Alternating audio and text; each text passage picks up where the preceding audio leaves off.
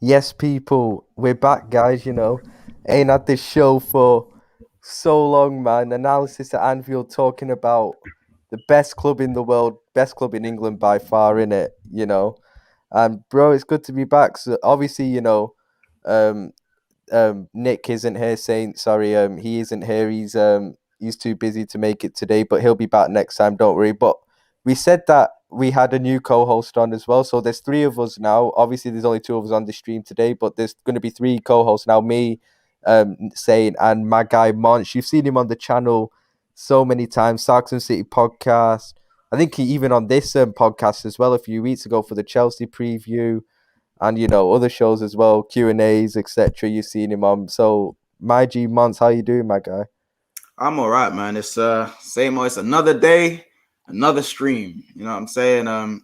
Just here to hear on the Liverpool side of things because I've been doing so much like other content of recent in terms of the Big Six. But now it just feels good to be back in my natural red and talk about what's coming up with the Liverpool boys, man. Feeling good.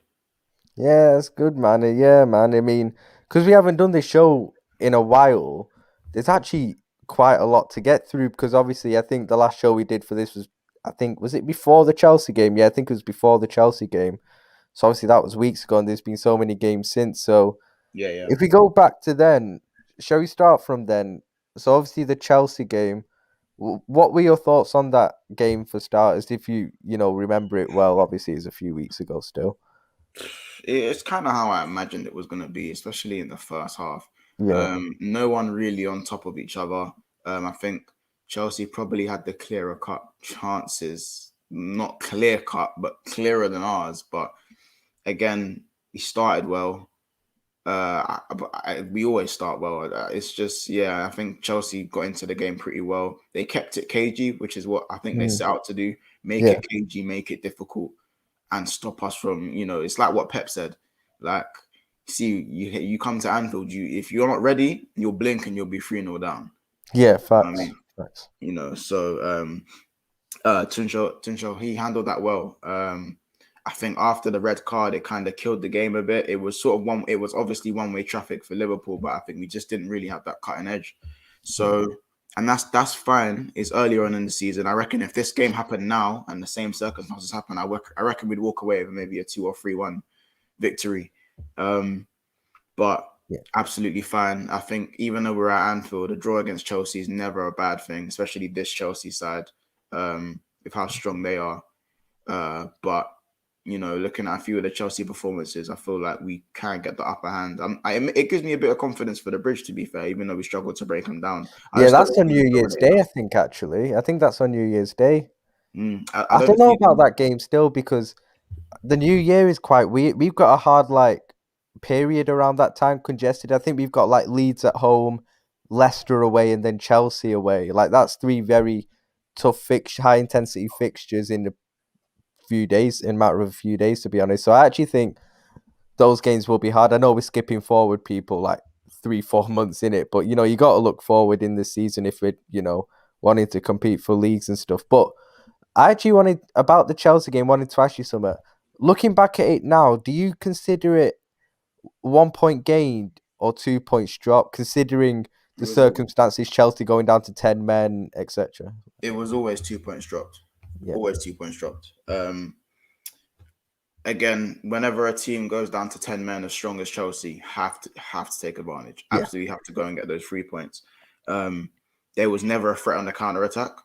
Never a threat on the counter attack. no, I feel like a team of our caliber just we should have taken advantage. But again, it was earlier on in the yeah. season. I don't think we was very clinical up until that Chelsea game, even though we was getting our victories.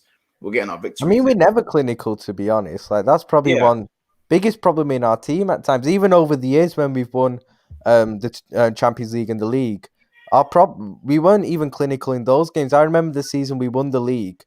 We were getting like a lot of like 1-0s, 2-1s, etc. But those and it looked close games. But when you actually look back at those games, we should have won those games about 4 or 5. But we were just missing so many chances that it was mhm. making the scoreline the score lines were making the games look closer than what they actually were. Do you get what I mean? Yeah, hundred And I percent. think that's always been the problem with us because obviously you look at all of our attackers.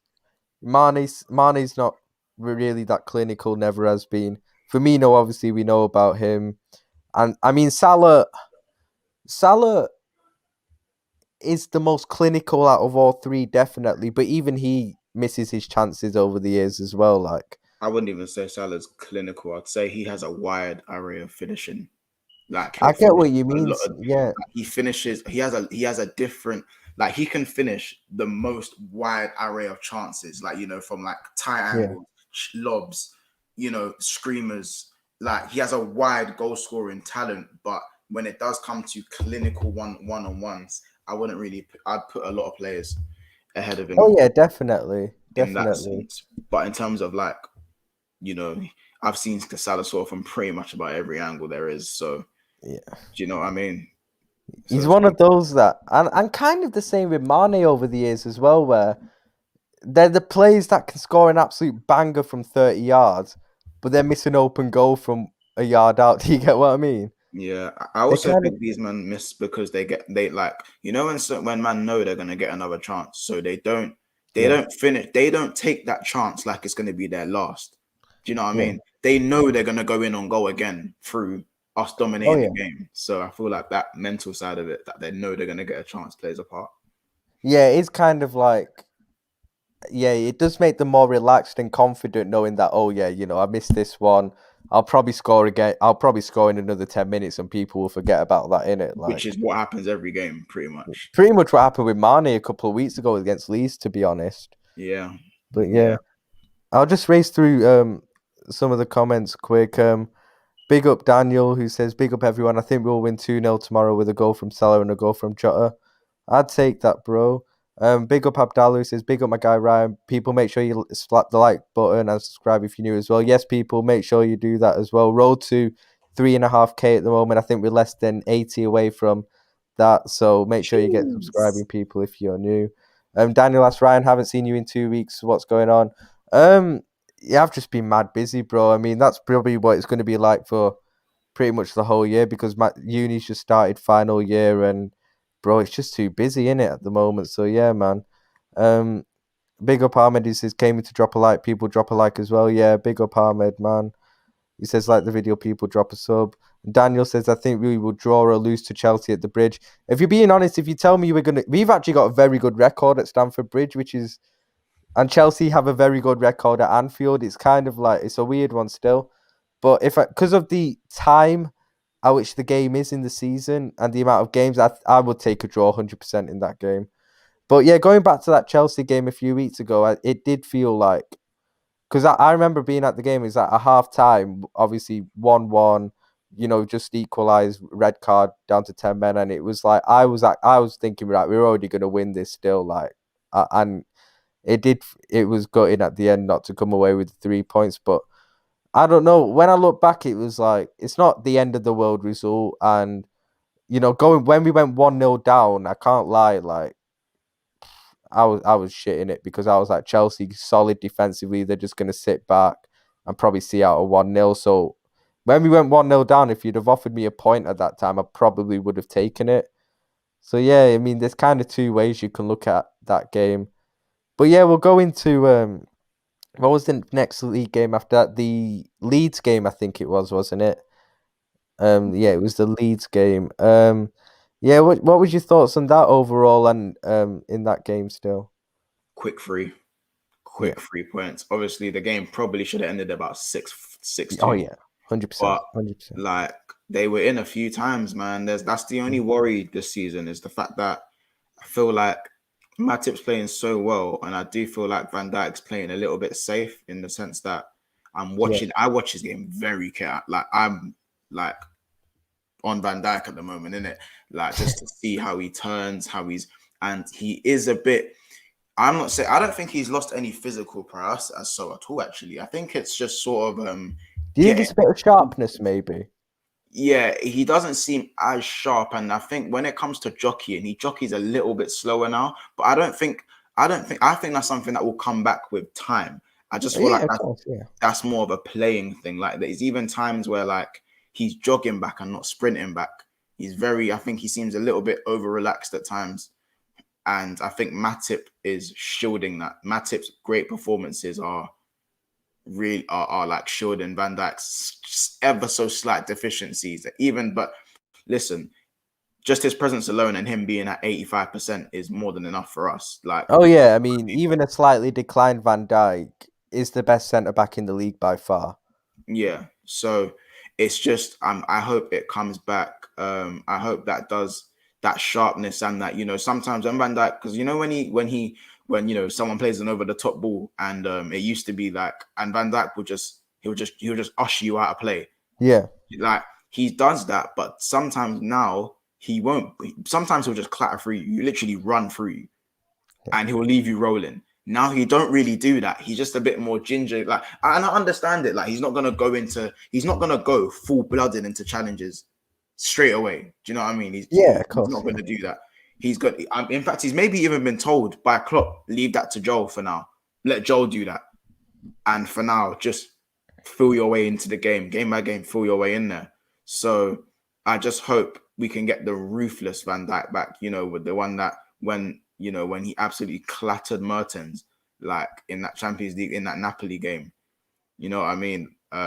When we nearly broke Neymar in two and got the ball, when Neymar tried to do that. Yeah, I remember that. Yeah. Do you know what I'm saying? I ain't seen that from him yet, and I don't think. But he's so smart. He's defended in a way where he doesn't have to make those challenges, and that's how good. Yeah, his reading of the game is so good, man. Like it's just a read, man.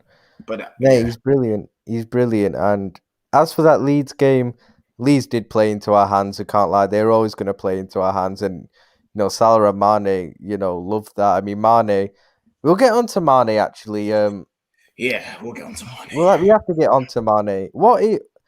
It's kind of been mixed for him, personally, from what I've watched over the course of the season so far. He's still nowhere near the Mane that was 2-3 years ago when we were winning the Champions League, Premier League. He's still when we won the league. He's nowhere near the Mane when we won the league. Yeah, nowhere near Mane when we won the league and Champions League. But yet again, as people will point out, he has still got 3 goals in 5 league games. But for me, his overall performances in those games haven't been good enough. I'd say, I'm trying to think, Burnley, he was okay. Chelsea, he was awful. Leeds, he missed about 10 chances. And Palace, he was okay, but it's just, I don't know. I think he was good. I think he was a bit better at Palace. Yeah. Palace was a little bit better. Opening day he was alright. To be fair, opening day, he was good opening day, to be fair. It was just against Norwich. Yeah, but that's relegation fodder in it. But he's still nonetheless any good. I'll do anything for a good Mane all-round performance these days. So, but yeah, Mane, frustrating, very frustrating, because the fact that he's got assist and three goals, 3 goals in 5 league games. So he scored against Burnley, Leeds, and Palace. Yeah. See, now with that, and let's be honest, with the chances he's had in these opening 5 games, Mane could easily be top scorer in the Premier League. Like, he could have got 4 goals alone in that league game, in the Leeds game. I feel like he's better than last year, because everyone knows my stance on Mane. Last year, he was playing against us. Yeah, like, he was playing against us. I say that with my chest, and I'm not having any chat with anyone. He was playing literally against us. Yeah, he was. So obviously, I can tell the crowd has already had a good impact on his confidence. Do you know what I mean? I feel like the crowd has really galvanized him a little bit, because the one thing about Mane is the fact that he's over. I don't even think it's almost him declining. I think he's literally, because of how bad his season was, he's now overthinking everything he does. Everything he's doing in what that he can do or was doing in 1, 2, and 3 touches, he's doing it in 5, 6, and 7 touches. And we're lucky that now, I think we now know how good Mane was 2 years ago. The fact that he has fallen off in a sense so much as in his all-round game, he's still got 3 goals. Yeah. Defenders still are petrified of him. He's still terrorizing defenses, even though he's leaving the ball behind. He is still. I mean, he's still terrifying these He's defenses. still a threat on the pitch Yeah, as an opposition massive threat. defender. Massive. You're not gonna say, "Oh, you're not gonna take Mane lightly." Do you get what I mean? Like, Never, you are never. still That's gonna be very wary of him. very wary. And I still think he's this season. I'd be lying to you if I said he hasn't been a threat. He's been a massive threat this season for us. He's not been bad. His finishing's been iffy, but he's been a lot better than last season. Still far off his peak, but I'm happy with the Mane. I'm happy with the Mane I've got right now, but he's still frustrating me because of what we know he can do. Do you know Do what you I think mean? he'll ever get back to being maybe not at the peak, but close to that peak? Yeah, I reckon it literally takes a brace, quick brace, maybe 3 goals in 3 games, or even a screamer. If I I think see maybe Mane, go on. winning the game for us against Man City next weekend could Yeah, be a big one for him. If he was to do that, that hmm could be a massive confidence boost. Because I actually think that's what's wrong with him. hmm Is his confidence? I think is quite low at the moment. Just because yeah, I think he knows the way he's playing and has been playing over the last year yeah. hasn't been good enough and hasn't been nowhere near the level he was 2 years ago. He said it. He So said it himself, innit? He even went to all the doctors. There was nothing wrong. He went for scans. Like he was even questioning, like, what is wrong with me? Like when you are questioning what is wrong with me, if we know, he knows, innit? Like he definitely knows. Do you know what I'm saying? yeah, Like I looked back at some of Mane's goals. I think this is. I'm a bit of a weirdo. I look back at a lot of our players' goals, and I when do that. I do that, bro. Yeah. yeah, and the goals he was scoring, yeah, it's like he could do anything he wanted with a football at one point. There was just a point where he was more of a threat than Salah in terms Yeah. of all-round game, He and he was, could yeah, literally, he was and he 100%. could do anything he wanted. Bangers, left foot, right foot, Yeah. strength, speed. Like who twists and turns Bayern's defense and chips Neuer with his left foot? Who does Oh, that that? was a mad goal. That was a Who does mad that? I think goal. that's one of the best That's goals I've probably ever. my favorite Mane goal. I can't lie. Oh, 1000%. Yeah. Like who? Like if it's not that, then it's the back heel against Watford. But who? Nah, I still say the Bayern Munich one just because of the game Yeah. and the opposition. But do you know why I talk about that back heel against Watford is because like that epitomizes man. That Watford goal epitomized Mane at that time, innit? Do you know what I mean? Yeah. What he was on and what he He knew was he on can do. confidence that time, man. Like what must you be on to back heel it into the ground to flick it over a keeper? What sort of confidence are you on to know you Yeah. can do that? Do you know what I mean? Yeah. Like, That was mad. so like, and listen, it's not easy to stay at the top for too long. We all know how hard it is to do it, which is why the Yeah. players that do it for more than even 2 years get that crazy accolade. But the second he gets that confidence back, because he knows what he can do with a football. I haven't seen Mane shoot outside the box in about 7 to 10 games. You know what I'm saying? Like shoot outside the box. When's the last time you Because he seen used to that? do that quite a bit where he'd maybe get the ball at the edge of the box, Half a yard, innit? put in Half a and yard. try and get the half yard, and then normally curl it over the bar in it. But like, Yeah. yeah, Now, he'd at least be going for it. yeah, like you'd maybe catch him. Like even when he does shoot outside the box, it hits the defender. Like he'll shoot he'll do it when it's not on. Like when the shot's not on. Do Yeah. you know what I mean? It's like again, he's trying too hard and he's thinking too hard. I think all he needs to do just simplify his game again.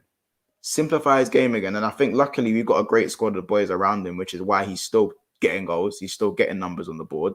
He's still turning out performances. And the second we see Mane score and he does that celebration where he knows he's back, I feel like we're all going to know when he's back because there's certain celebrations that Mane does when he scores. Like I every think goal. sometimes you could just see it in his face. We'll know by just looking at him when he's back in terms of there'll be some smile on his face and stuff like Yeah. that. I think we'll just know, like when he Yeah, is. like I'll be honest with you, all 3 goals he scored this season, his celebrations seem to me like he's relieved rather than happy that rather than just this is normal for me. Like Yeah. the goals seem like relief. That goal that when Yeah. he scored against Leeds in the last minute, it Oh was like yeah, finally, like it you got wasn't my like goal now. Yeah. do you know what I mean? And once I see Mane celebrating out of happiness rather than relief, he'll be back. Yeah, 100%. Like I said, I think if he was to win us the game, maybe score the winning goal or score a couple next week against City and we win, I think that would be a big one for Mane, a big one, genuinely. I think that would be huge for him if he was to do it in the game of that magnitude against that opposition. I think if anything's going to get his confidence up, I think it will be doing that next week. Yeah, I mean, if he's playing Brentford tomorrow and he does that, it's a bit different. But if he was to do it against Manchester City, yeah, I think that would definitely be great for him. I'll just run through some more of the comments. Big up my guy Bobs who says dead club. He says, Of when did course, Lamptey sign for Flop Faithful? You're a of course, joker still. of Um, course. says VVD Paul Mama Varane. Bro, man, that's clear Varane, man. Like, man's not even Varane in it. Varane's a good player in it, but nah, he's not VVD still. And he says, big up my brothers. Yeah, big up my guy Big him Bob's up, in man. it. Daniel says, Mane so far has been good, but I want better. Yeah, I think we both said that. Yeah, I agree completely. And he says Mane is a confidence player. Salah isn't a confidence player. I just think Salah will just score goals no matter what in it. But people forget about Salah as well. That I think it was his second season. It was the season we won the Champions League in 18-19. There were a couple of big spells that season where Salah was struggling also for a lot of confidence, was going through goal Yeah. droughts and stuff. Hmm. And he was probably going through what Mane's going out, if not worse, actually, because at least Mane scored a few this season. Salah was going on a couple of goal droughts in that season still, even though he still ended up as top scorer. So, I mean, Salah's been like that as well, but at the end of the day, man, Salah's just like, he's Just my that guy, guaranteed goal scorer, innit? I can't just, lie. He's probably, just a robot in it. he could go down. He's definitely one of the best goal scorers in Premier League history. Yeah, Would yeah. you argue he's maybe the best in Liverpool's history? Give it another season, yeah. You If reckon? if he, if he slaps up them same numbers, it's hard to argue against it. He's like, I think in the all-time scorers list, I'm pretty sure he's seventh or Yes, like that's sixth. mad considering. That's ridiculous. I mean, I don't think he obviously won't get anywhere near Ian Rush's record. He's obviously not going to get anywhere near that. But that's probably if let's say Salah had been at Liverpool 5 years earlier than when he joined under Klopp, Yeah, yeah, yeah. he probably would have given Ian Rush's record, a good run for its money. I can't lie. But I mean, his numbers are ridiculous. Goals in games and everything, man. He's just, man. He's pretty much scoring every game as well. That's the thing, man. I think which are the only games he's not scored in this season? He didn't score against Burnley. He Yeah, scored in every other. He scored against Milan as well. Obviously, he didn't play against Norwich, and he's only. I think the only game he's played in which he hasn't scored in was the Burnley game, actually. yeah. He scored in the champs and missed the penalty. Still scored. And still missed, yeah, and still scored as well, Yeah, yeah. yeah, literally. And that's So the thing with Salah's, he's a killer in it. Like, man just wants goals in it. Like, yeah, I do get frustrated by him over the years at times. Maybe he does yeah, some dumb stuff in games sometimes, maybe, and all that. But man just scores goals in it. His numbers are insane, and he's relentless as well. Like, even last season when we were struggling at times, well, obviously for most of last season because of the injuries and stuff, and we weren't playing well, man was just still scoring goals. Still, he came second in the Golden Boot, didn't he? just by one goal. Yeah. To Kane, yeah, yeah. And his numbers are just ridiculous, man. They're actually scary still. So yeah, man. Big up Salah, man. What do you think of this actually? Does he have a bigger legacy than Gerrard? Lad It's said this. actually a tougher question than what you think, isn't it? Lad said this the other day. He said he thinks Salah's bigger than Gerrard, but I think if you go anywhere in Liverpool, they won't agree.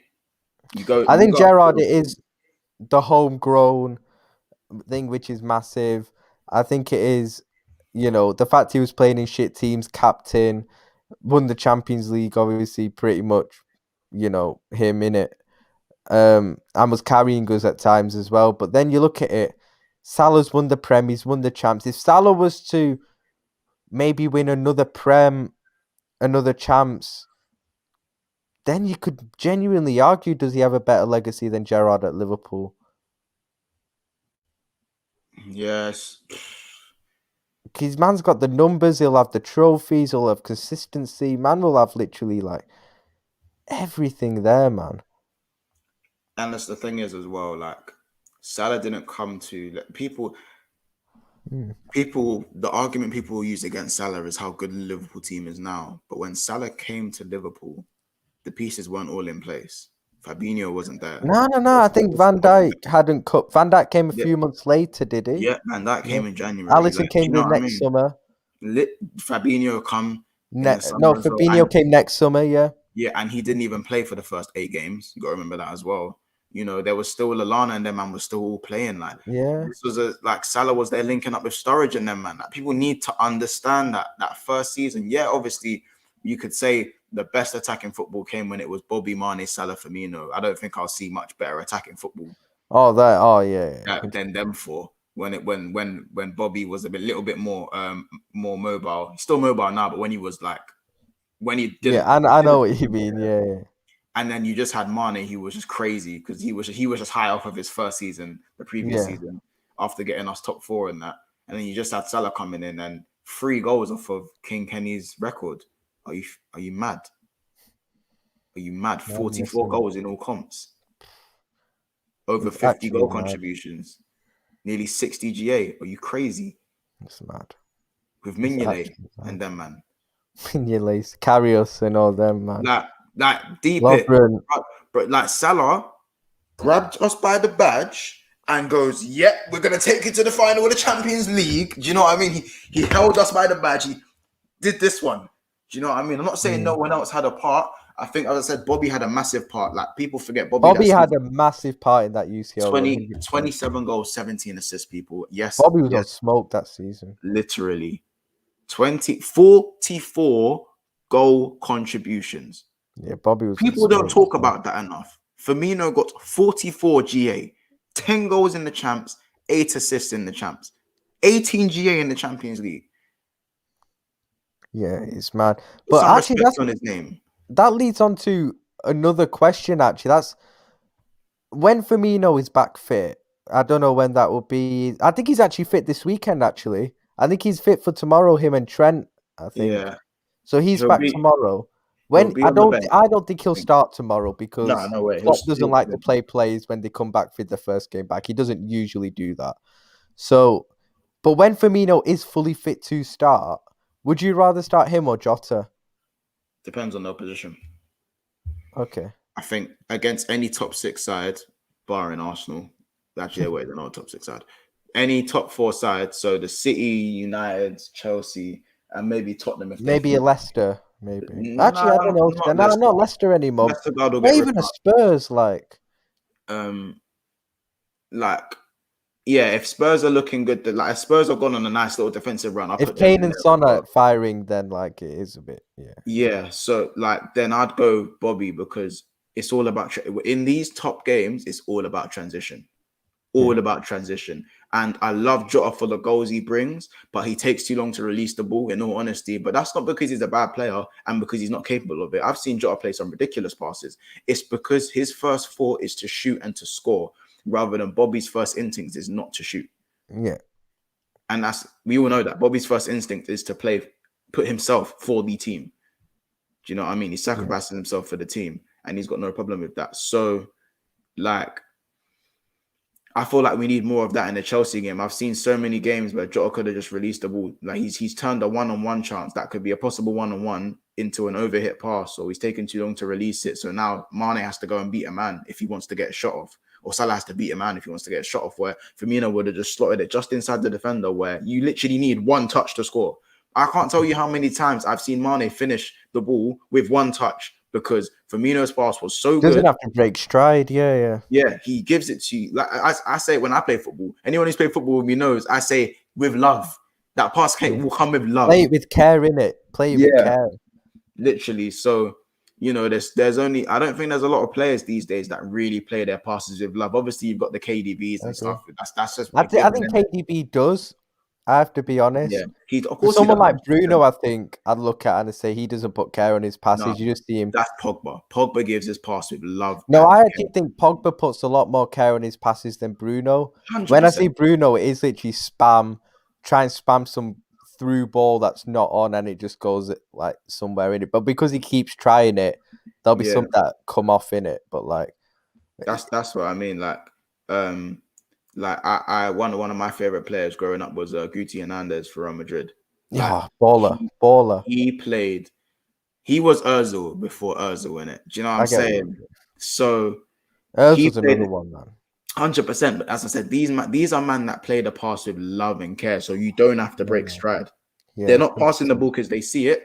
They're passing the ball at the right time as Yes. well as seeing it. Do you know what I mean? I feel like Bobby, people just don't acknowledge that. Well, we do, obviously, as Liverpool fans, but even some Liverpool fans don't see what this guy brings. And that's fine. As I said, I'm tired of, I got tired of arguing for Bobby because I know what he brings. I got Bobby's tired an of it. interesting one in terms of, I think 17, 18, 18, 19, brilliant. You know, obviously 18, 19, his goals went down, goals and assists went down, but then, you know, you only, if you didn't watch Liverpool, a lot of, you know, rival fans won't have watched Liverpool week in, week out like we do. And you can see that what Bobby does on the pitch is so integral to the whole team in terms of facilitating Salah and Mane. Without him, Salah and Mane wouldn't have got the numbers that they did in those seasons. And he Yeah. was so integral to us, Bobby. 1920, the season we won the league's an interesting one for me because I think up until February that season, I would say Bobby was brilliant, but then I think he's never been the same player since then. You know, he, Since what, I 19, feel with Bobby, even the stuff that he was good at since since that February, it hasn't been at the nowhere near the level it was in terms of the hold up, link up play, and all that. You know, we all know his finishing has never really been the best, but even the stuff that he was good at, man, I just don't think. I think even that's gone down.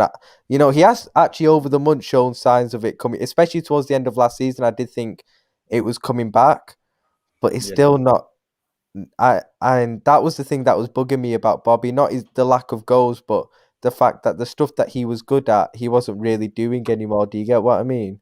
Yeah, no, I'm with you on that. I feel like though, do you know what it is? People were marking him out the game almost. I think a lot of teams knew by now, 4 years down the line, they're like, cool, if we can nullify Bobby Firmino, Salah and Mane aren't going to get the joy they'll usually get. Yeah. And, you know, I'm like, everyone deals with being targeted better than others. Like, Salah went and got 44 goals. Everyone went, we can't, yeah, that's not happening again. We're going to put two men on you every game. Yeah, that was one thing I'll defend Salah on in terms of Yeah. obviously first season, you know, I think, you know, he'd just come back into the league. A lot of defenders obviously, you know, Didn't didn't know how really to, maybe yeah. know how to like face him and everything. Weren't really aware of how well he was going to do that season. And then tried obviously from the next season to tightly mark him, get tight to him, put two men on him, etc. And that's maybe why Mane's form during those two seasons was even better because, you know, it meant that it probably afforded Yeah. him more space and time to 100%. You're perform. right on that because remember when Mane come the season before, Mane was moving mad. He was Yeah, moving crazy. That's why that season I was hoping Sturridge would be fit, proper fit that season because I was thinking, yes, Mane and Sturridge Sturridge, I rip love up these. Sturridge. I was thinking Bobby, Sturridge, and Mane are going to rip up these men. And even Yeah. Lallana was bagging. I think Lallana got like 8-9 goals in We had like Coutinho 12 still, games. didn't we? Yeah, we had we started Coutinho as well. Yeah, we So still had like I Coutinho. was thinking we could be onto something here, Yeah, especially if Sturridge is fit because we didn't really have an out on our goal scorer then. So it's like, yeah. especially if Sturridge stayed fit, and obviously that's when Sturridge had that half high top thing going on. I don't know if you remember that when he had the half high. And But I love Daniel Sturridge, man. I loved oh him. yeah, one of my favorites. And then obviously, like I remember when Definitely. Sturridge went and scored the brace against Tottenham, we all thought he was back. But yeah, no. Just going back to that, Mane had a belter of a first season at Liverpool, and then so when Salah come in the year after, everyone was Yeah. like, "Oh shit, we got Yeah, Mane." Mane was a bit iffy in the Like, first half of Salah's first season. He was a bit iffy still. He weren't going through. He was going through some dodgy patches of form, and then he sort of got it together towards the end of the season. Still that year, What Mane? yeah, Yeah, and that's what I'm saying. Like I think the momentum was shifting because Mane was so good. Defenders thought, yeah, double up on Mane.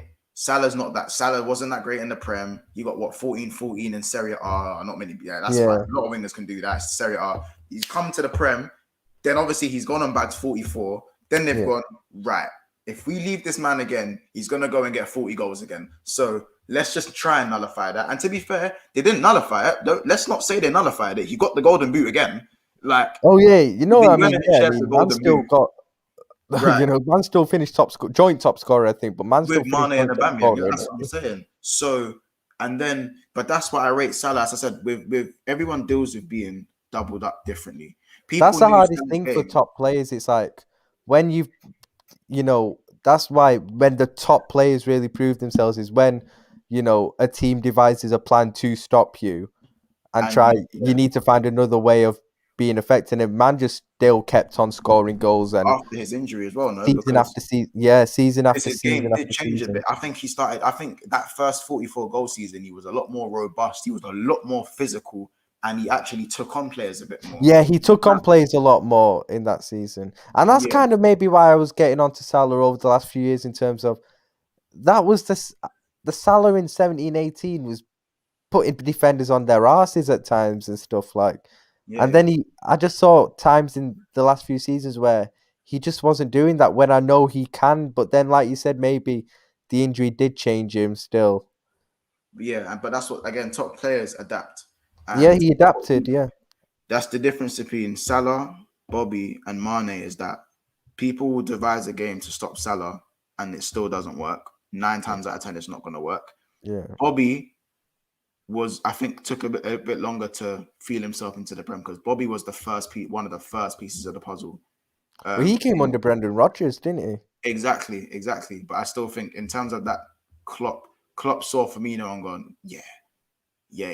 And you know what I mean? And especially so when teams set out to stop Bobby, it worked more often than not. Well, like especially last season and maybe the end of the trophy winning season. Yeah. Do you know what I mean? So I look at that and think it was but to be fair, as I said, Bobby plays centrally, so it is probably harder. It's probably harder to still play your game when people set out to stop you because you've now got 2 centre backs on you, and if need be a CDM if they sit low. So, do you know what I'm saying? And then with Mane, I think Mane done well to keep on playing. He had patchy moments, but he was even doing well. So that's why I credit Salah so much because certain players react to being the target of a game plan. You know what I mean? Or like people like Robin, no matter what game plan, you knew what Robin was going to do, and you just couldn't stop it. You just couldn't stop it. Couldn't stop it, bro. Every time you knew cut inside left foot, but bro, man couldn't stop it in it. It was just like. But yeah, Iron Robin have a modern day Iron Robin. I don't care what anyone says. In fact, he's Robin with more goals. He's Robin with more goals. Maybe Robin, you could say a bit more graceful and technical. Yeah, of course. Yeah. But I'd take Salah over Robin in terms of peak performances because I know obviously Robin, big game player, big game player.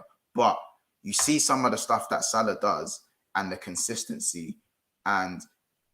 Our team I don't think our team was as good as that Bayern Munich side. Oh no! That Bayern Munich team was cold. So man. Donny's my goat, man. He's getting 2 goals, so he's getting 2 goals tomorrow. I'll be real. he's getting 2. Oh, fuck.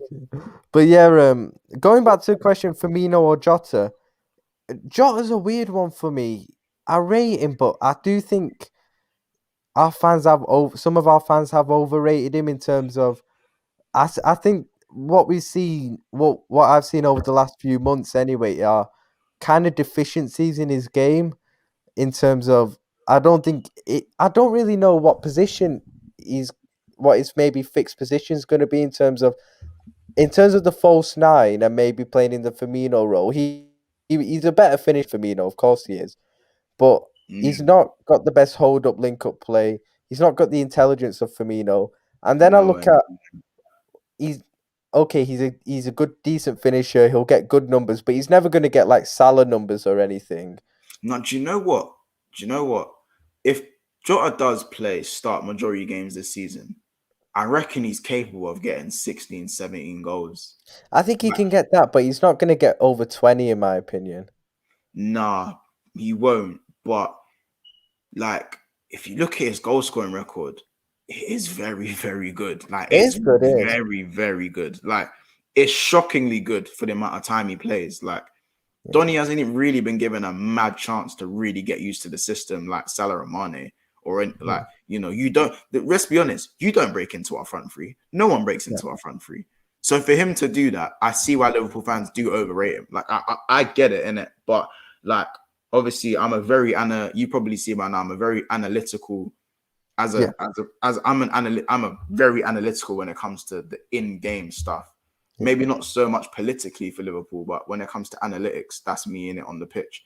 And Oh yeah, that's the same with me. I very rarely focus on what's going on off the pitch in terms of like FSG and stuff. My only focus in what I analyze is literally what I see on the pitch. Do you get what I mean? 100. That's what I'm saying. And what I see with Jota, to be fair, I saw against Palace that he played the false nine role. That's the best I've seen him play the false nine role since he's came in for me, because I watched him very closely. He was coming and getting the ball in the half turn in literally those pockets, and he was just turning. His passing wasn't as good, and his end product was the same. It was the same. I mean, he had that missed, didn't he? Like, yeah, it was off and on. But in terms of coming and getting the ball and receiving it, that's the first time I've seen him come and get the ball from deep and receive it that many times.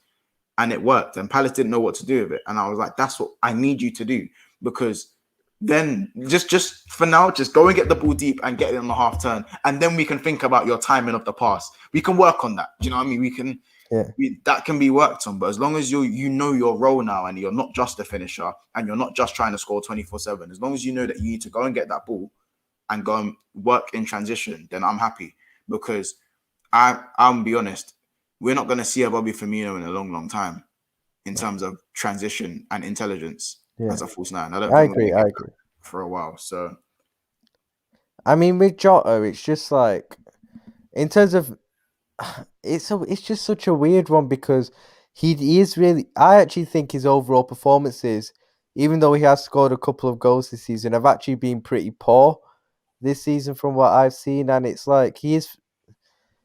I mean, I don't know with him. If it's a choice between him and Firmino, I'm picking Firmino all day long in any game because I just think he contributes more over the 90 minutes.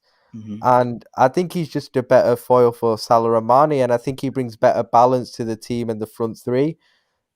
So that's why I'd always go for Firmino, whereas Jota, for me, if he's not scoring, he's not really contributing. Do you get what I mean? And yep.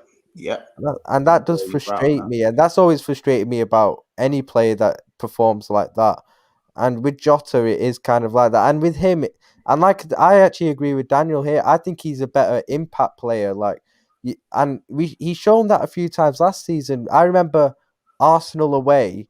We started with a 4-3-3 with the front three of Mane, Firmino, Salah, and it was 0-0 after 60 minutes. He brings Jota on, changes to a 4-2-3-1 with Jota down the centre, Mane on the left, Salah on the right, Bobby in the 10, and we won 3-0. Jota scored twice. Like, I do think he's a good impact player, but I even think in the long term, even when you see the likes of Mane like leave the club and maybe Salah in a few years, because Jota's young, he obviously will stay, but I don't see him as a good enough regular starter for us in like the long term. Do you get what I mean? I think he'll always be a good squad player. That's all I see him as.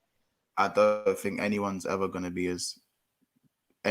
be a regular as good as these three that we've had. I'm gonna be honest. They're big boots to fill, and we just have to enjoy it while it lasts. We're not gonna get a cohesive front three like this again. I see that, but I just feel with Jota, if we want to continue over in the next few years in the long term, try competing for leagues, Champions Leagues, I don't think he's good enough to be a regular starter in a team that does that. I think he's, like Daniel said, impact player, kind of a squad player. Maybe he starts a few games, but just not a regular starter. Do you get what I mean? That's just my thing with Jota. Still, I definitely still keep him because he is a valuable asset to the squad. I still think so. Yeah, man. But I'll just run through a few more of the comments. Conrad says, "Big up Ryan and Mons." Yeah, big up my guy Conrad. He says, "Ryan, you're my guy. Come on, Brentford though, you dickhead, innit?" Nah, joking, Conrad. You're my guy still. He's a United fan still. Big up Nippon who says hi. Big up Ryan and Mons. Wait, we went on the wrong one. Yeah, big up Ryan and Mons. Big up to you. Big up Wicked Llama, I think. Yeah, good comparison. Robin and Salah are similar. I would pick Robin because he plays the beautiful game. Oh, I and Robin different, man. Like, Yeah, I love them both, but Salah's a better goal scorer. But Robin, man, he's just Robin was just on a different thing. he's Man. on a different Robin, man. Yeah, but again, even Salah's numbers, like Salah's numbers are ridiculous. like even Robin's numbers, he had some some ridiculous seasons, but like his numbers were Robin's numbers, I'll tell you now. And the thing is with Robin as well, people forget Robin was not fit all the time. Robin couldn't get Robin. I don't think he ever completed 30 games in a season. Did he not do it for Bayern Munich? No, I've just looked at it now. Well, I'm gonna look at it now. In terms of the Bundesliga, yeah, look, in 18, 19, 12, 17, 18, 21, 16, 17, 26, 15, 16, 15, 14, 15, 21. Wow, like, yeah, his fitness was an issue a lot of the time, but I'm quite surprised at that still. Do you know what I mean? And that's not like obviously it's one of them things where when a player's that good, you don't care because you'll have them for even if they're available for 10 games, you have him. Do you know what I mean? Yeah. But like again, if you look at his seasons, he's got 17 goals, 7 assists, 4 goals, 1 assist, 13 goals, 9 assists, 5 goals, 5 assists. Like do you know what I mean?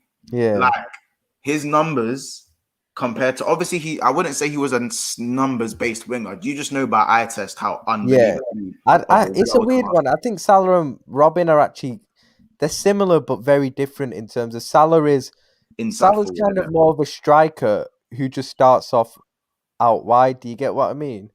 Whereas Robin was just a proper winger, innit?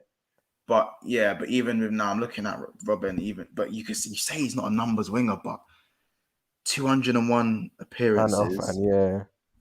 Listen to this: 201 appearances. Yeah, and 161 GA. That's crazy, still, man. That's still ridiculous. Crazy. Like, and he was like he had that season where he got 5 GA because of his injury. Like, imagine them seasons were like chalked off. Bro, yeah. Different, bro. Different. Yeah, he was on some different stuff, man. Different stuff. But as I said, like the game's changed a bit. As I said, even though Salah and Robin are a very good comparison, Salah's even though Salah's more of an inside forward, but I'd argue that when Salah had his best goal scoring season, he was a winger. Like when Salah got the 44 goals, he started off on the touchline and cut in, much like Robin would do. Now again, he's more of an inside forward because he doesn't really take on his man as often as we know. Do you know what I mean? Yeah, I agree. Yeah.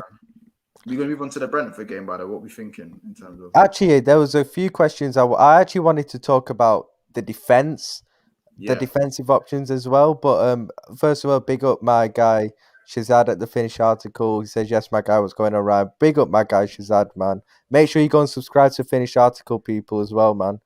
So, yeah, big up my guy, Shazad. But, yeah, I actually wanted to talk about... So, we've talked about the attack. I just wanted to talk about the defense as well. Obviously, so you look at it, 1 goal conceded in the league this season. That was from a corner against Chelsea. Mm-hmm. But obviously, we saw against Milan, we were a bit vulnerable at the back in that, spell. Obviously, conceded 2 goals just before half time. A bit sloppy defensively, obviously. And obviously, in that game, Van Dijk got rested for that game, and we played Gomez and Matip. What did you think of Van Dijk getting rested in that game? And do you think can you see that happening more during the season as well in Premier League and Champions League games? Forget FA Cup and League Cup because he would have done that anyway. But can you see Van Dijk being rested for quite a few big Premier League and Champions League games this season? Yeah, but I don't think that's because of Van Dijk's fitness. I think that's because Klopp recognizes how good Konate is, like how good he actually is. Like I had to deep it. Like even though it was a nothing game, bro. Konate is just someone you don't want to play against. Brother's the Bro, same he's size as massive, you. isn't he? But I He's think he's bigger huge. than Van Dijk, you know. He's like they're both 6'4", but Konate is a bit wider, Bit isn't it? more, Like yeah, he's a bit he's bulkier, bigger. yeah. Like like you look at this, like when the way I was seeing him, like I deep it with his game as well. He gives you half a yard. He gives you half a yard, Konate, because he's fast and Yeah, he'll just if he's he very gets his athletic. arm Yeah, on you, you're done. You're done. The only thing about Konate that he needs to brush up on is just that first touch. That first touch he needs to brush up on a little bit. But yeah. apart from that, he even likes to carry it forward a little bit, fizz it Mm. into the midfield a little bit. He's got some good Yeah, qualities, man. And I think Klopp recognizes that. And he obviously, again, you might not agree with this, but he still recognizes the talent of Joe Gomez once he gets back to fitness. And we have 4 really good centre backs. Like people want to talk about defensive depth. Like I think and then you've even got, you know, Phillips. people might think I'm being, you know, trying to be funny here, but you even got like Nat Phillips as a fifth Who's a, choice, which I'm not being funny as a fifth choice. Nat that's Phillips good. is Yeah, not a bad fifth choice defender at all. I think if Nat Phillips was my 4th choice, I'd be happy. Do you know what I Yeah, mean? exactly. I agree. I completely agree. So, I look at Joe Gomez, Matip, Konate, and Van Dijk, and no matter who's playing out of them 4, Yeah, fine. I'm I'm not arguing. Yeah. I'm not Klopp. I'm not arguing. Win or lose, I'm not arguing because I know what these men are all capable of. Konate is actually a lot better signing than people think. Bargain. Do you know what I mean? One of the best young prospects in terms of centre backs. And then, like, you've got Simicast, who has shocked Yeah. everyone. I wanted to get on to, yeah. But I just wanted to ask, before we actually get on to Simicast and that, because I was going to get on to him, I actually wanted to talk. What do you still think is the best centre back partnership that we've got? Like your manager, your Jurgen Klopp. We've got a massive Premier League game, a crucial one, and you've got all your defenders fit. Which centre back partnership are you picking for that game? Everyone fit. Probably Matip and Virgil, but like I want to say Gomez and like a year ago I would have said Gomez and VVD in it. Like, would you said that a year ago? Yeah, a year ago because obviously Matip had a lot of fitness issues and Joe Gomez at one point was actually undroppable. What he was doing to certain man, people were calling him a mini Van Dijk. I'm sure you remember them comparisons Yeah, I remember still. Yeah, like.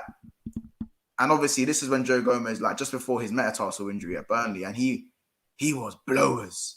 Like, yeah, that was in 18-19, wasn't it? Yeah. Yeah, he was so fast. Like for a CB, even on FIFA, you think I weren't grabbing Joe Gomez 84 pace?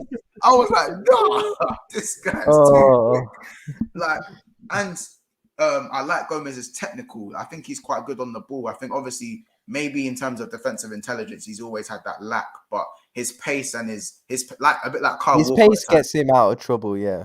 Yeah, a lot of times his pace gets him out of trouble. Yeah. So, and obviously having Van Dijk next to you, obviously that helps as well. Yeah, that kind of helps just a little bit. So, but I think now I'd probably go Matip and Virgil as my best pairing, and I'd be happy to bring in the other 2 for Champions League fixtures any day, really, up until the knockouts, maybe round of 8 if we get to that far. Yeah, I see that. I think, like I said, Van Dijk obviously unreal, but Matip, man, like I said, our best centre back partnership is Van Dijk and Matip. I've always said that for the last 3-4 years. Like, Matip is so underrated, bro. Like, and it is because of his injuries that he doesn't get his flowers. I mean, he gets them from Liverpool fans, but not obviously from rival fans who probably don't realize how good he is. Don't get from Liverpool fans, bro. A lot of man. I've done a lot of podcasts off the back of last season. A lot of man wanted him out. But I think, do you think that's maybe because he was just always injured? You man know who you are. You wanted them out, and now you man are Joe Matt. You lot wanted them out. Yeah. But you know what I'm saying.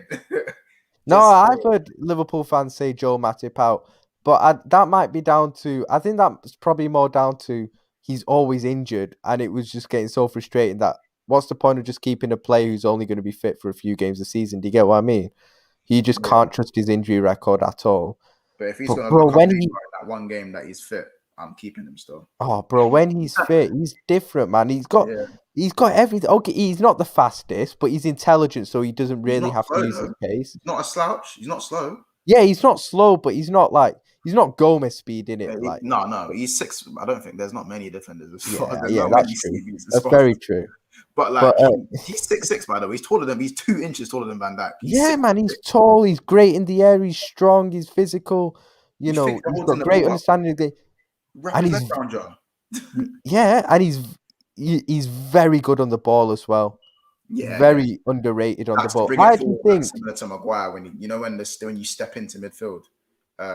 Nah, he's better than Maguire. That I say. You know what, Matip in some ways is better than Van Dijk on the ball in terms of he can still ping a 60-yard diag like Van Dijk can.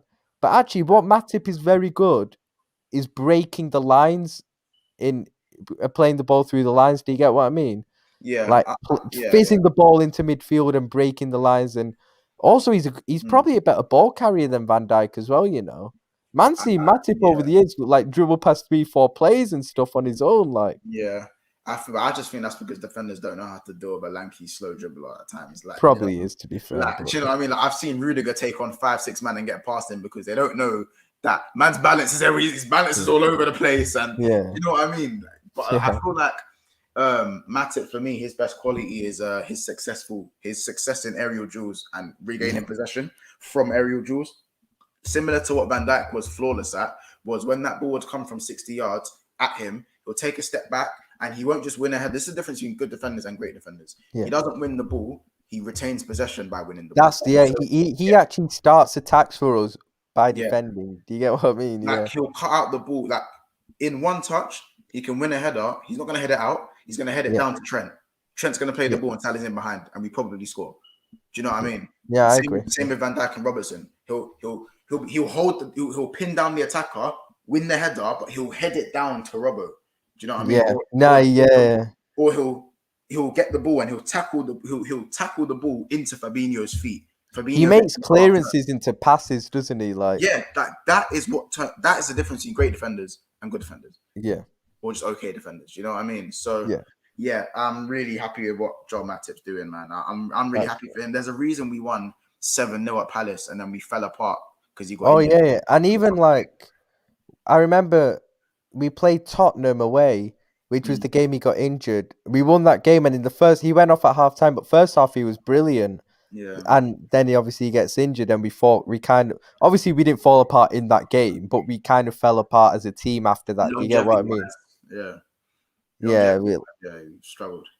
Yeah, but Nipper's just asking, Ryan, is the game at Anfield tomorrow, West London? It's at Brentford, bro. It's not in Liverpool. But yeah, man. But now, we'll go on to the left back position now. Actually, obviously we were speaking about Tsimikas and Robertson.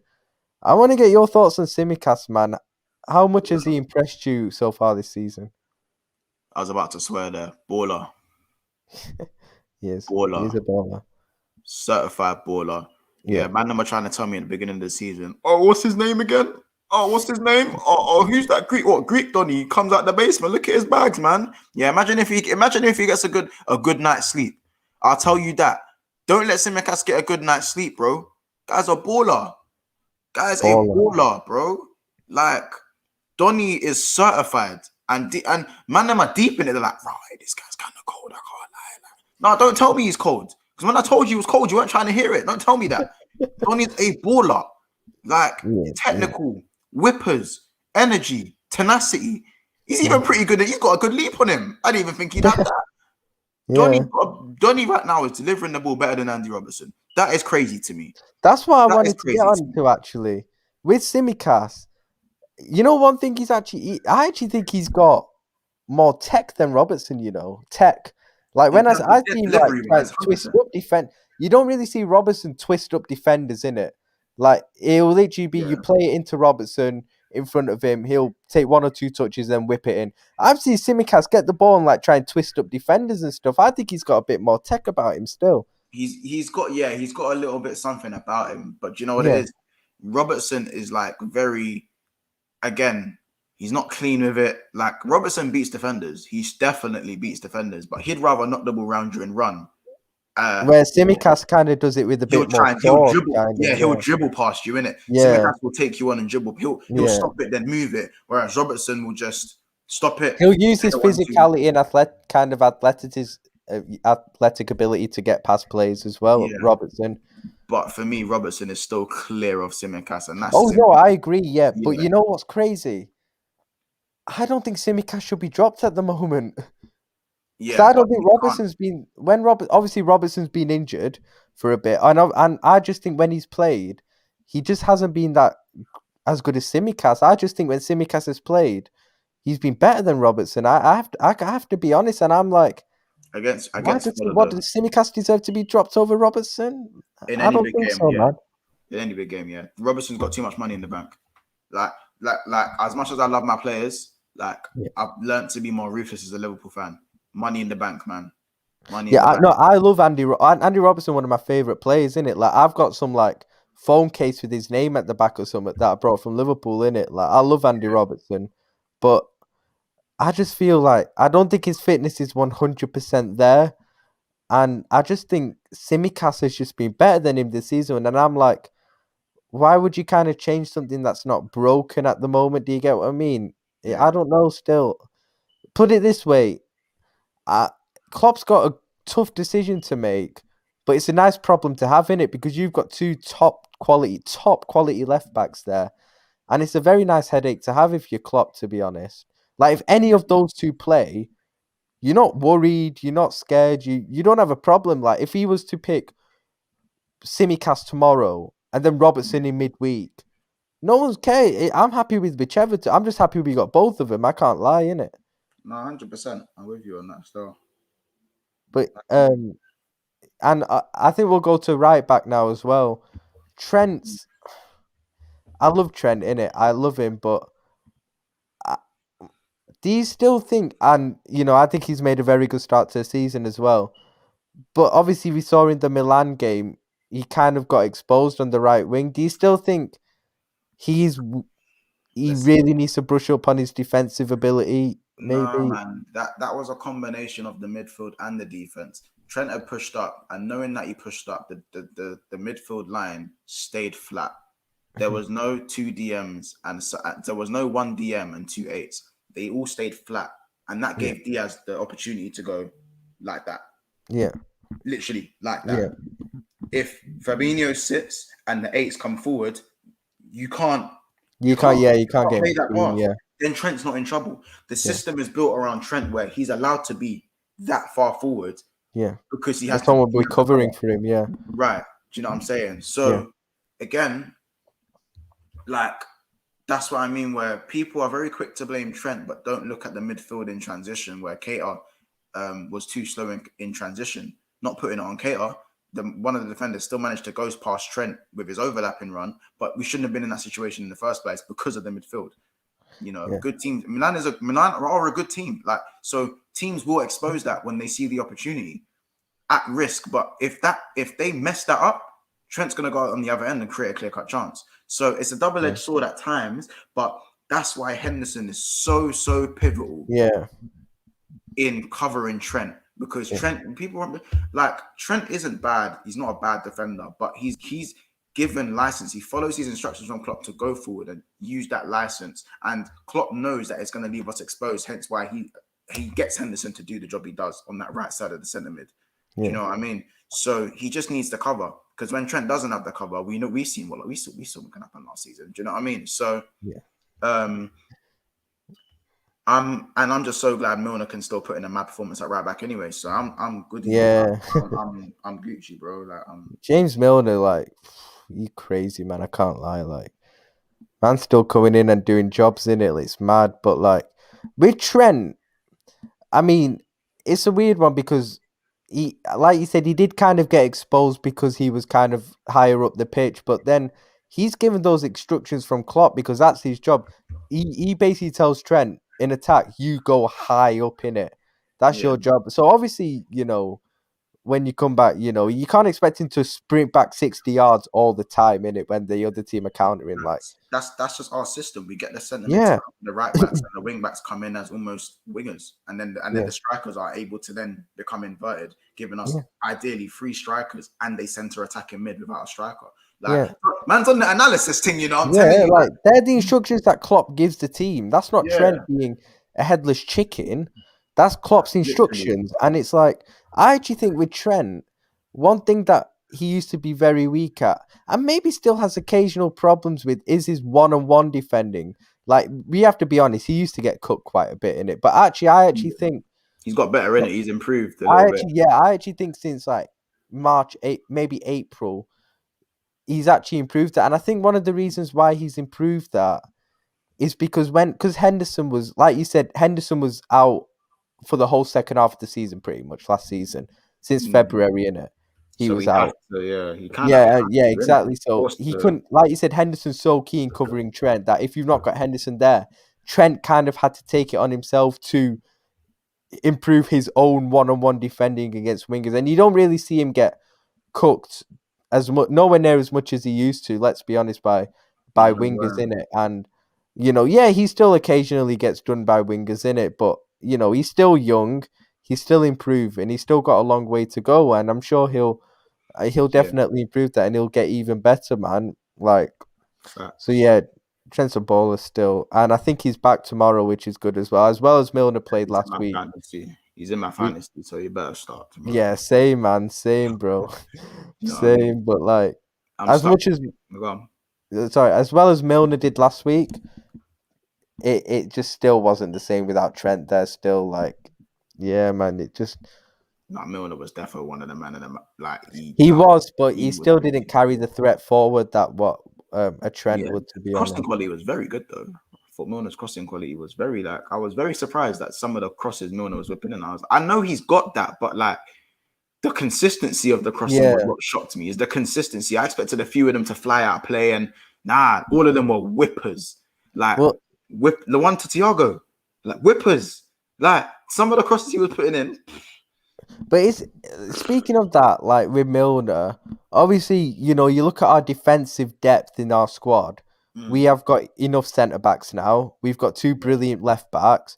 Obviously, right back has been seen as an issue where if Trent does miss a game or he's injured, like last week, it does become a problem because the backups were thought to be like Neco Williams, who, let's be honest, I don't think he's really good enough for Liverpool. I can't No, lie. yeah, I'm agreeing in agreement on that. Unfortunately, I don't think he's good enough. I So thought then it I is. thought Hoover was better than him. You know, but who we sold to Wolves. I Oh, thought Keanu Hoover. I thought Connor Hoover was better than Nico Williams. When they were both at Liverpool. Personally, I think he's Obviously we didn't. declined now in that Wolves side, but when he Yeah, was at Liverpool, I possibly. think he was better I than don't Nico. really remember much of Keanu Hoover. I remember him scoring a goal. It might have been like MK Dons or something, but was it? I don't even know still. But yeah, I mean, but now obviously you look at it, Milner is probably going to be if Trent does get injured or like he missed a game last week because of illness, I think, or something. Um, Milner will probably come in at right back. And we have seen Milner, as long as you don't need him there for a consistent run, because I think that will, with his age and stuff, Yeah, that if you're playing him 6 games in a row, that will cause problems eventually. But coming in for the occasional 1 or 2 games at a time, I think would be beneficial. And I remember not only last week, but Milner played right back. I remember last season at home to Leicester in November when we had a lot of injuries. Trent was out, and Milner came in and played right back and got man of the match. Like, he was unreal in that game. yeah, So he has shown that he can do a job at right back if yeah. Trent is missing, which is Bro, only Milner good can do for a us. job in goal. Milner over the years can do a good job anywhere, bro. I Like, don't think there's a position he can't play in it. yeah, like Milner could probably go and be an electrician tomorrow if he He's wanted to. probably the most versatile player I've ever seen. Like literally, like the thing is with James Milner, like, and people will probably be on me for this, but it kind of helped us that Trent didn't play against Zaha. Take it in. Oh yeah, I was thinking about that still. Yeah, Milner, like, let's be honest. If there was any threat in that game, we was probably thinking, Zaha versus Trent, that might be a problem for us. yeah. No, Milner I was agree. like, nah, G, you better back your shit up, boy. Like, You know what I'm saying? You gotta back your ass up. You know what? It was like Come on, before, man. when the teams came out before the game, I saw this. I just saw the starting lineup, and I thought, oh, Milner at right back then. But Mhm. I just thought Trent was on the bench in it because I didn't know Yeah, he was yeah. injured or ill or anything. I just thought, oh, is it because he's up against Zaha or something like that? And maybe he trusts Milner more for his experience against someone like Zaha. But he was, I mean, that weren't the reason because Trent obviously was out the squad completely because he wasn't fit enough to play. But I was thinking that before the game. I can't lie. And Milner did handle Zaha really well, to be honest. But just quick comment from Nippon who says Statman rates Matip. That's because Statman knows ball, man. Statman knows ball, innit? And C1 London says Matip is a baller, man. I can't lie. Yeah, he's a baller I had to still. get on the stream of Statman. I like his analytics. Oh, Statman I mad feel cool, like we bro. get Like on. I was on a stream with him a few weeks ago in Agenda FC. Statman's mad cool, man. And obviously, we're all doing we're all part of the pro clubs team that's coming soon as well, man. People in the comments, you Yeah, get to see that. That's gonna be funny still, man. Obviously, with me and Mons in. I think we're in the three behind the striker or something. yeah. With Tox and Zeno, and then Statman up front, like Flawless and Peter midfield, Winter Surfer left back, and then obviously we got a few defenders and goalkeeper as well. Like it's going to be so funny. Those I can't wait. Bro, I can't wait for pro clubs. Like So it's gonna be exciting! a mad It's thing. going to be so funny. Yeah, no, for Oh, real. hilarious! But so we'll go on to tomorrow's game now as well. Brentford away. I'll give my views on it first. I haven't really watched much of Brentford this year. I can't lie. Like the only game I really saw of them was the opening game of the season against Arsenal, but like that don't even count in it because it's Arsenal in it. But Yeah. yes, that don't really count. But they look okay. They got a few decent results. Got a very good result away to Wolves last time. But if I'm being honest, if we want to be serious about winning the title, this should be a bread and butter 3 points in it. Like we should really not be having any problems with tomorrow's game. No, of course not. I don't Yeah, think so. I think they'll give us a few problems in terms of just being a nuisance. But yeah, that's about it. That's about it. yeah, definitely. And I think it's crucial to just get the 3 points tomorrow because Chelsea play Man City, and at Yeah, least one of them are going to drop points. facts. So No. if that was a draw, for example, I think Chelsea will beat City. I can't lie because I think City have got too many injuries. So I think Chelsea will win. But if it was a draw, then suddenly we've got the chance to go above Chelsea, top of the league. So later on in the day, so it's a very important game to win tomorrow. Be great to get another clean sheet. You gotta remember as What well, bro. starting lineup would you go for? Bearing in mind, we have got a few injuries. I think Thiago and Keita are out.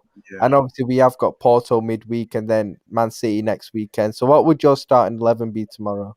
Before I say that starting 11, can I just say that City, I've got it. Like City have Chelsea, and then they've got us at Anfield. So They got PSG away midweek as well. literally, don't get me wrong. If anyone's capable of getting through them three fixtures, it's Oh, Man it's Man City. City. With the But squad, it's Man City, yeah. but obviously, if they get a draw against Chelsea and PSG wear them out no matter what the result, and Yeah. we tuck them in at Anfield, we are in the driver's seat. That's when Suddenly, we're seriously in the driver's seat. of course, because suddenly we won't be too far ahead of Chelsea in it, but Yeah, City, you're already looking at. I think we're already 3 points ahead of City.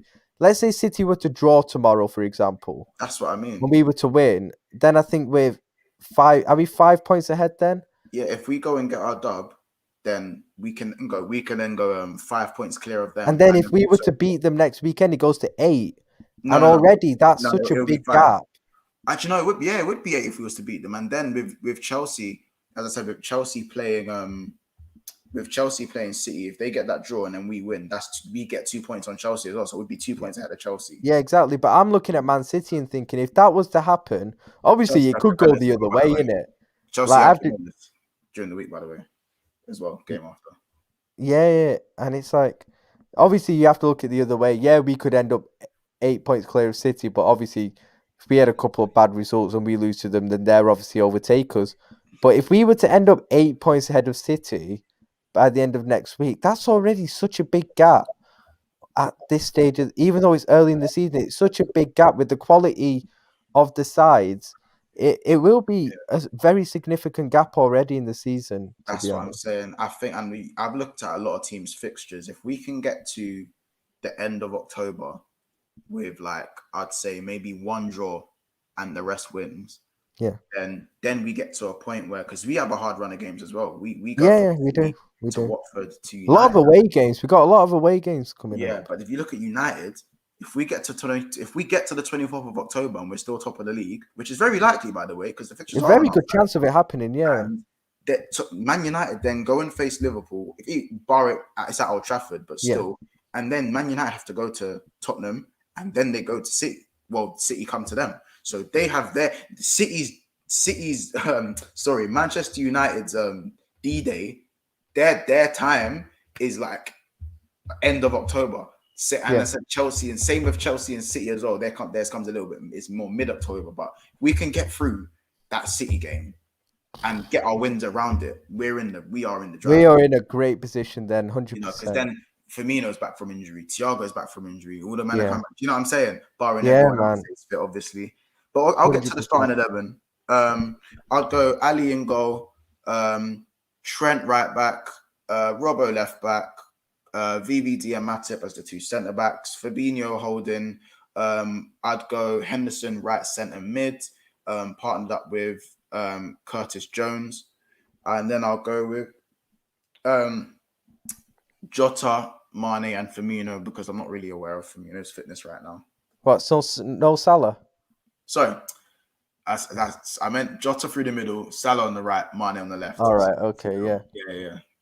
So I mean, when I look through that team, that's probably the team I'd go with. Obviously, except for maybe I would actually go Tsimikas in this game, and then I'd play Robertson against Porto so he gets good match practice ahead of Man City. Because I like I said, I would probably start Robertson against Man City next week. I'd go the other way around. I'd play Tsimikas against Porto, because I still think Tsimikas is a European guy. Like I think he'll thrive in Europe. Like, just especially because of his play style. Now that he's possible, just because he's like I think he's now adapted quite well to the Prem. Yeah, 100%. Now that he's added that to how he can be in Europe, give him the European chance. Yeah. Like I'd be happy to play Robbo in Prem and for the robustness and toughness of the Prem, and then just play Tsimikas in Europe. I'll play him every game in Europe happily if he keeps that form.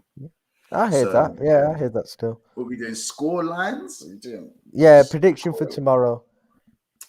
And actually, I'll ask you for your prediction against Porto as well. I think we don't need to do Man City yet, because we'll probably next week, people, maybe this time next week, we'll be doing a preview with Jan, on Geldim City. So we'll be analysis at Anfield versus Geldim City podcast. So make sure you tune into that next week, people. So we'll probably be giving our predictions then. But I'll just ask you for your predictions on tomorrow's game and Porto away on Tuesday. 4-1 Liverpool against Brentford. You heard it here first. Do you think we concede? Yeah, 3-1. We concede from a corner, yeah. 3-1 against Porto. 3-1 against Porto. Because I feel like someone will be rested. We will play a weaker team against Porto, but we'll get the win. Do you think Virgil gets rested? Yeah. Porto. Yeah. I'd go Konate Matip. I like the sound of that. I'm sorry. I like the sound of that. Big up Penguinho as well, yeah. Big him up, man. Smash a like, by the way. Smash a like. Smash the likes, people. But I think in terms of my predictions, tomorrow I'd probably go. I'm going 3-0 tomorrow. I still think we'll keep a clean sheet, And I think on Tuesday, bro, we always pan Porto, We've got they've been getting their cheeks clapped. We've been having their number. You know what? I'm going to go 3-1 like you against Porto. I actually think 3-1 against. I'll give him a goal this time, innit? I think 3-0 tomorrow and 3-1 away to Porto on Tuesday. But I think we'll close out the show there, people. Big up to everyone in the comments. Big up to everyone who tuned in. We'll anything you want to plug, Mons. On your own channel, for example. Anything you got coming up? Yeah, man. Looking to do a combined 11. So for Man City versus Liverpool, coming up next weekend. Can't wait for that. Gonna have some good faces on there. So and we're gonna be starting our Big Six Bants live watch along. So I hope everyone's ready for that. It's going to be very toxic. It's going to be extremely fun. And I hope everyone's going to be there to join. I'll probably have Ryan with me for a few of those. I'll have Yeah, so many definitely. people in. And Definitely. it's time to start a new part of the journey on Big Six Bands. So make sure you do subscribe to Big Six Bands. So hopefully it'll probably be in the link below. And yeah, man, happy times, man. It's Yeah, been a so great stream. anyone in the comments, give the link for Big Six Bants in the comments to his channel, so people can go in, subscribe to the channel. So yeah, someone put the link in the comments if you can as well for Big Six Bants. But yeah, we'll close out the show there, people. Big up everyone in comments, like I said. Big up everyone who tuned in, like the video, subscribe to the channel if you're new, join the membership, share it across your socials, etc. Like I said, we'll probably be back. This is normally a fortnightly show. Obviously, there's 3 co-hosts. Obviously, there's only 2 of us today because Nick couldn't make it, unfortunately, but he should be back next time. Next week, we'll probably do. What's going to be good this month is that we've got a couple of these previews, because we've got obviously Liverpool City next week, so an analysis at Anfield versus Garden City with Jan on. And then obviously in a few weeks we got the United Liverpool game, so that's the one I'm really looking forward to. Like, imagine Mandem United, flawless Zeno, etc. Harris against me, Mons, and Nick. Oh, it's going to be insane, man. We'll probably get a couple more guests on that as well. That stream is going to bang. We have still. to get Hammers. We need Hammers on there. We need James on there. 100%. Bro, we'll sort something in it, because that's gonna be mad. That's the stream I'm looking forward to the most. It's gonna be mad still. Yeah, I'm gonna the Man U combined 11. I'm gonna rock up. Yeah. Yeah, Yeah, that's they're not ready for it still. Huh? You say? I think that game is in exactly a month today. That's But obviously we'd be doing the show a couple of days before the game anyway, probably. So make sure you tune into that, people. And there's, I think, Chelsea Man City preview tonight as well. So Balls at the Bridge versus Garden City podcast tonight ahead of the game tomorrow. It'll probably be Peter versus Jan on that. So make sure you tune into that, people, tonight. And big up to all you guys. And the link in the chat, by the way. I don't know if it's come up, but I put the link in the chat as well. Sorry, bro. I put the link to the channel in the. Has it come up yet? Yeah, it probably hasn't come up yet, but yeah, it'll come up, bro. Yeah, don't worry. Yeah. It's not come up on mine yet, but are you sure you sent it in, bro? Yeah, I sent it. Yeah, I just signed in on my YouTube and just put it in the comments, but I don't know, maybe taking a while. I don't know. Yeah, it'll come up, man. It'll come up. But yeah, big up to everyone who tuned in, man, and we'll see you again soon, innit? Big up, everyone.